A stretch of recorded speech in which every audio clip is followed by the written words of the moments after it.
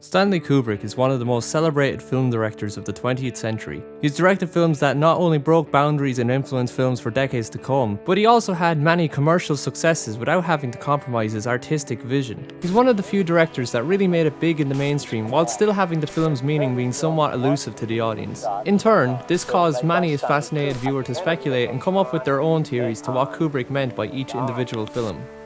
With all this praise and interest, one has to wonder, how has Stanley Kubrick posthumously become a conspiracy theory poster boy?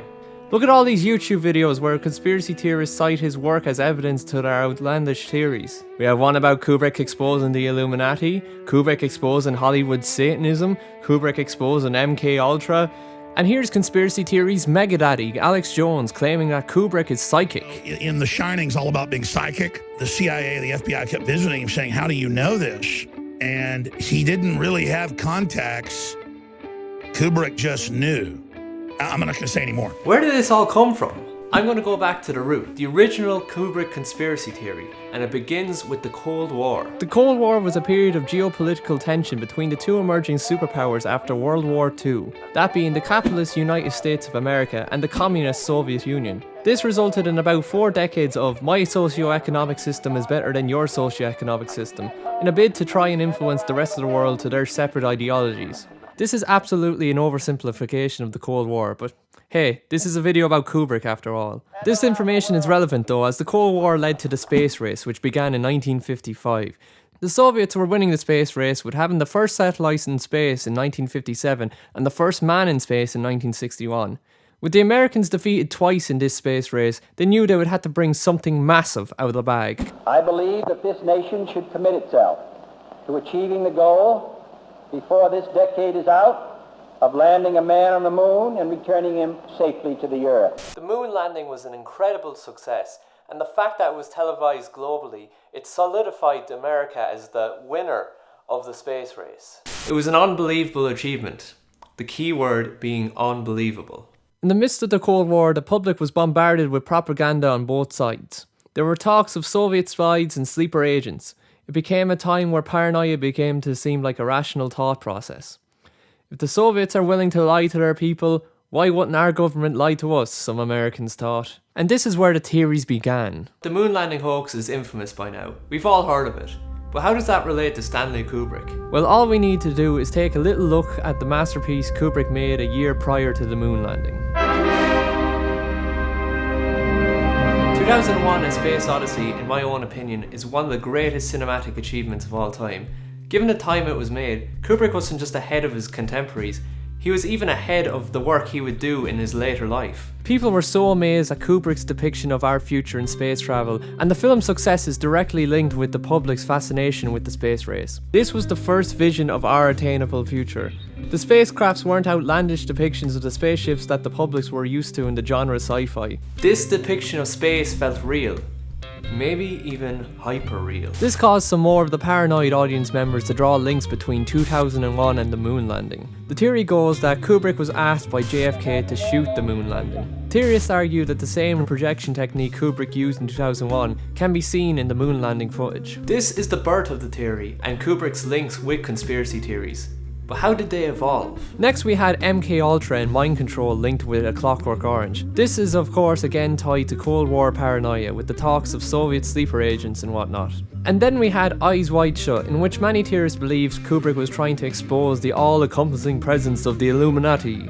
Unfortunately, Kubrick died before the film was released, and of course theorists use this as evidence that the Illuminati were trying to silence him. Even though their efforts were strong enough to get away with the murder of one of the greatest filmmakers of all time, they weren't strong enough to stop the release of the film that exposes them. Kinda sounds like a logical fallacy if you ask me. But that begs the question, with all of these theories surrounding Kubrick, has he ever addressed them himself? My interpretation of The Shining is that there's many levels to this film. He's trying to tell us several stories that appear to be separate but actually are not. He's doing this both through the overt script that he wrote, and he's also telling you through the changes that he made to the Stephen King novel. Yes, of course. Stanley Kubrick's adaptation of Stephen King's The Shining, an adaptation that Stephen King himself actually hates because of Kubrick's changes. I met him on the set. I was over in England, just out on that one meeting that I thought that he was a very compulsive, almost like anal man. But why did he change it? Well, this is what many theorists claim is Stanley Kubrick trying to signify to the audience that he was asked to fake the moon landing. The hints are in the changes. The novel's Room 217 was changed to Room 237 in the film, representing the average distance of the Earth to the moon, which is 237,000 miles. Which is a bit of a stretch, but wait a second. Tang? Isn't that the drink used by NASA on their space flights? In space, they drank Tang. The spacemen and Earth families. And look at the hotel manager offering Jack the job, wearing a red, white and blue suit. All the isometric symbols of the A11 meaning Apollo 11. Could Jack be representing Kubrick? Listen to Jack's rant about his employers. Have you ever had a single moment's thought about my responsibilities? Have you ever thought for a single solitary moment about my responsibilities to my employers? The owners have placed their complete confidence and trust in me, and that I have signed a letter of agreement, a contract, in which I have accepted that responsibility. Has it ever occurred to you what would happen to my future if I were to fail to live up to my responsibilities? Wait, the carpet pattern. It looks like the Apollo 11 launch pad. And what's that on Danny's shirt? What? Now, these things are definitely in the film, and you can see how they could be convincing, especially if you're of a paranoid mindset. But let me offer an alternative view based on some stories about Kubrick's character. Another change Kubrick made to King's novel was Jack's car. In the novel it's a red Volkswagen, whilst in the film it's yellow. Now, we know from interviews that Kubrick and King didn't exactly see eye to eye on much during the making of this film. But what's with this small, minuscule change? We don't get an answer until later on in the film. We see a red Volkswagen, much like the one in the book, in a car wreck. It seems to me this is like a cheeky joke on Kubrick's behalf. As if to say, screw your novel, King, this is my own vehicle. And this isn't the first time Kubrick paid way too much attention to detail in order for a small joke that really only he would get a laugh out of. And I mean, it's not like you can mislead a viewer with a production design gag. In his dark comedy, Dr.Stranglove, Kubrick demanded that the table in the danger room be painted green as he thought it would be funny if the table would look like a poker table. After all, these war generals are gambling with people's lives. So, a new custom table was constructed and painted green. The strange thing about it, the film was in black and white. So, no one in the audience got this visual gag. Only Kubrick got it. But that's all that mattered to Kubrick. With knowing this about Kubrick, would it be too far to say that he heard about these conspiracy theories throughout the 70s and then decided to play a cruel joke on these people that obsess over every detail in his film? I don't think it's too far. I could be wrong, but maybe you can believe Kubrick's daughter Vivian, who made this statement on the moon landing conspiracy in 2016. She said, "Surely, an artist such as my father, whose profound degree of artistic integrity is self-evident, whose political and social consciousness is manifestly present in nearly every film he made, and don't you think he'd be the very last person ever to assist the US government in such a terrible betrayal of its people? Claims that the moon landings were faked or filmed by my father, I just can't understand it. How could anyone believe that one of the greatest offenders of mankind would commit such an act of betrayal?